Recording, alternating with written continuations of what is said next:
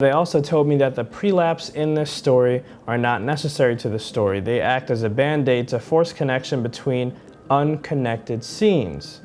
Remove the prelaps to see the disjointed story. I completely 100% agree with that, because I guess that was just me as a writer trying to subconsciously connect everything together. And there's so many different stories and plot lines going on that it's kind of hard to connect all of them all. It's getting hot in here, taking off all of my clothes that I can. I need ice cold water. Water. Hey everybody, Alan Northern here, giving you filmmaking tips and tricks. And today we're going to take a look at the feedback that I received from the Page International Screenplay competition. So if you'd like to take a look at that, please stay tuned to take a look at what feedback looks like. And also, if you'd like to take a look at the feedback that I received from Slamdance Screenwriting competition, that film festival, please take a look at this video right here. And if you'd like to take a look at the screenwriting feedback that I got from Nichols Screenwriting Fellowship, please take a look at this video right here. And if you'd like to take a look at the screenwriting feedback that I got from Austin Film Festival, please take a look at the video right here. And if you'd like to take a look at the screenwriting feedback that I received from Script Pipeline, please take a look at this video right here. But if you'd like to take a look at the feedback that I received from Page International, then please stay right here. And I know what you're thinking. Alan has a dope shirt on right now. Like what? Like his shirt is like on and popping right now. Please check out this channel, A-Dub Productions, for more information on that. I know it is quite stylish, I must say. Okay, so Page International. Funny story about when I submitted to Page International. First, I submitted to them without purchasing the extra portion for the screenwriting feedback. Big mistake. Whenever you're submitting yourself to a screenwriting competition, do not get the feedback, or do not pay the little bit more money to get the feedback for your screenplay. Because that is the biggest and most valuable asset you could actually get from that screenwriting competition, is tools in order to help you make your screenplay a lot better than it is now. And also, a lot of the feedback, even if your screenplay is great, can help you actually improve your skills as a screenwriter. So please, please never submit yourself to a screenwriting competition where you do not receive feedback, or where there is not an option to receive readers' comments or pay a little extra to receive readers' comments, because in my opinion, that's a waste of your money. So don't do that. So once again, whenever you're receiving feedback, it is important that you run it through your feedback filter. So that is a system that you utilize in order to make sure you're keeping the good stuff in your screenplay and you're kicking the bad stuff out of your screenplay. Utilize it. If you want more information on what feedback filter is, please take a look at the feedback resources video that I have. And also, I'm going to be producing a video very soon on the feedback filter in explicit detail. So if you'd like that, please give this video a thumbs up, and also type little comments on the bottom below to say feedback filter. Just comment feedback filter, and then I'll know. Make that video, Alan. Now, make it now. You're the boss. So one of the aspects of your feedback filter is, once you're receiving feedback, you really need to have a good section that you keep, that you definitely don't want to get rid of, that your screenplay has. And also on the other side, you want a bad section that you work out of your screenplay. So before you're put out of your misery, go over the good stuff first, guys. Make yourself feel good before you get the bad stuff going in your system, all right? Alrighty, so once again, the feedback for Page International that I got is, I think I paid for like the in-depth script analysis. You don't really need to pay for the in-depth script analysis. You just kind of need like a few little notes. Because I think that I paid for way too much. I'm like, this is a lot. This is like so much that I'm like, I'm like, okay, it's good. A lot of it's good, but like, it was like, okay, there's a lot going on here. So I'm only going to read a little bit for you guys because it's kind of long, and I don't want to bore you to death, because it actually goes into a lot of different explicit details that you'll be like, what the hell is they talking about? I don't know what they're talking about. So I'm just going to read over a few passages broadly for you to get the basic gist of what they were saying. What is the writer aiming to achieve in this script? The Roses is a dramatic tale about a female police commissioner who must take on a notorious drug gang while caring for her large foster family and searching for her missing son. Zach, Jack, Duras, Leo, and Lori are interesting characters who all have their own personalities. Well done. That means I got a lot of little people running around in my head, and they all talk different. Something they said about Meredith, the lead main character. Meredith is an interesting and flawed character. I do love that she cares for her foster kids. Meredith struggles with unruly children and unruly officers. Lori leaves for college, so this also makes it more difficult for Meredith to care for her family. Stroke that ego. Yes, love it. They thought that the missing child storyline was the strongest aspect of the script. So definitely got to keep that. Not moving that. The kids' determination to bring Leo home, they really admired that. They went into depth about that. It's because each and every one of the kids kind of had this set on a different mission to kind of help bring the child Leo home. So while Meredith was at work trying to bring Leo home, you had the kids playing hooky, going out wandering the streets trying to bring Leo home. So they really like how Jack had an influence in Leo's disappearance. So remember what I said by you need your feedback filter, and you need to keep that feedback filter sharp before you make any harsh changes on your story. So I don't know if you remember last week's video on what I said about the script pipeline individuals, but they informed me that I need to make it clear that Leo's disappearance was due to the family's disharmony, right? That's what they said. And one thing that they praised me for, one thing that this particular screenwriting competition praised me for, was the fact that Jack did have an influence in Leo's disappearance. So, one is cited as a bad thing, like, oh, you didn't do this. And they're telling me that I did do this, in some respect. Jack's reluctance to reveal his part in Leo's disappearance adds another level of frustration to an already stressful tale.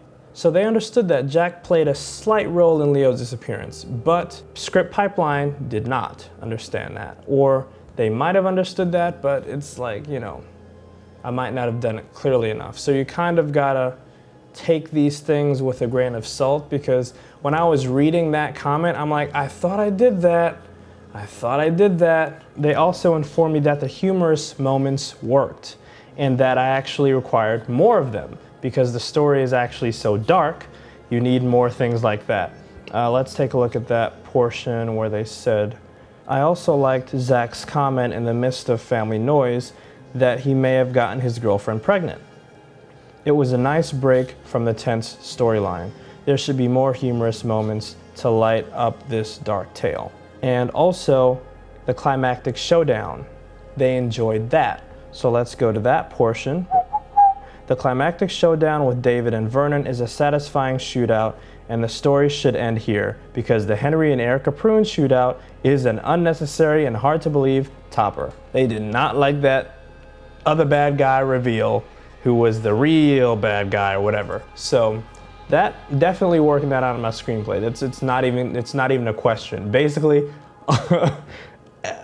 like if four screenplay competitions tells you to remove one thing and say this thing does not work, just remove it. Actually, you should actually remove it after the second time you hear it. But yeah, it's definitely going to be removed. So now we're on to the bad section. Take out the bad guy revelation. It doesn't work. Got it. It does not work. Real bad guy doesn't work. All right.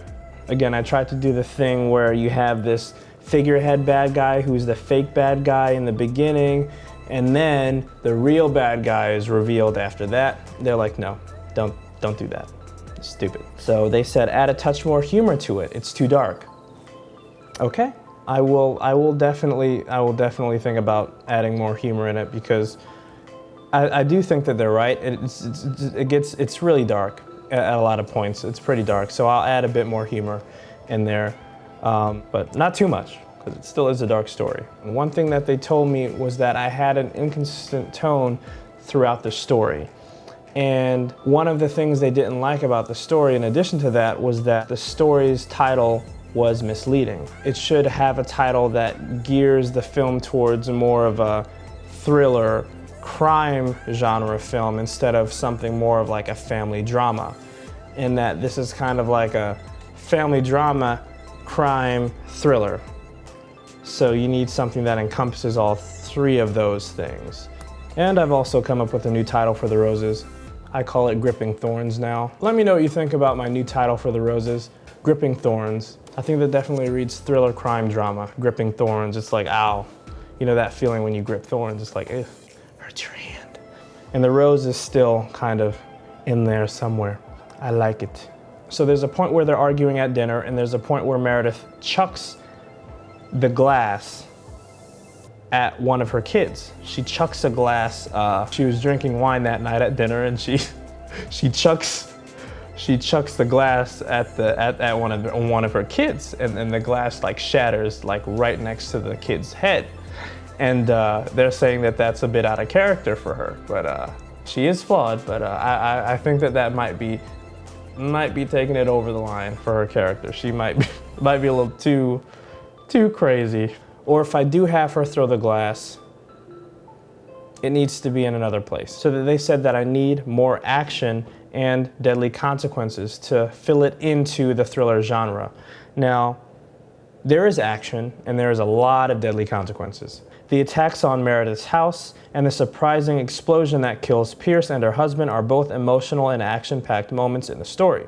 There should be more action and more deadly consequences to place this story in the thriller genre. I can add more action in there. Don't worry about that. Okay, so they also informed me that it seems a lot more like a show than it does a feature film. And I've heard that. This is now my 4th or 5th time hearing that from a screenwriting competition, so I know now that I have too many characters, too many storylines going, and I need to focus more on Meredith and just focus on her and her story. And that's really good constructive feedback, because this is not a mini-series, it is a feature film. All in all, maybe I do want this to be a mini-series. I don't know. Maybe. We'll see.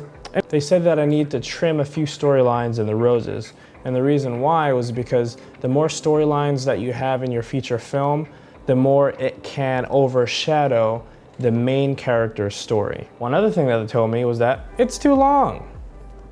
And I'm gonna read verbatim what they told me. The Roses is 138 pages. The script is easily over by 25 pages. Its ideal range should be around 100 to 105 pages. This means the script is overwritten. Next major issue is that The Roses has 34 characters. So they also told me that the prelapse in this story are not necessary to the story. They act as a band-aid to force connection between unconnected scenes. Remove the prelapse to see the disjointed story. I completely 100% agree with that, because I guess that was just me as a writer trying to subconsciously connect everything together, and there's so many different stories and plot lines going on that it's kind of hard to connect all of them all. And so I did utilize prelapse to connect one page to another in a lot of respects, so I can see that. So there's one thing specifically that they told me that I completely agree with that I haven't heard from the other screenwriting competitions.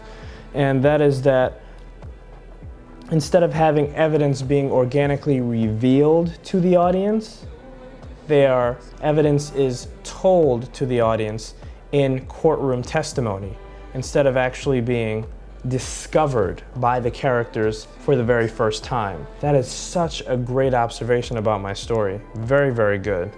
The last thing that they told me was that there may be too many children, and that I may think about combining a few of them.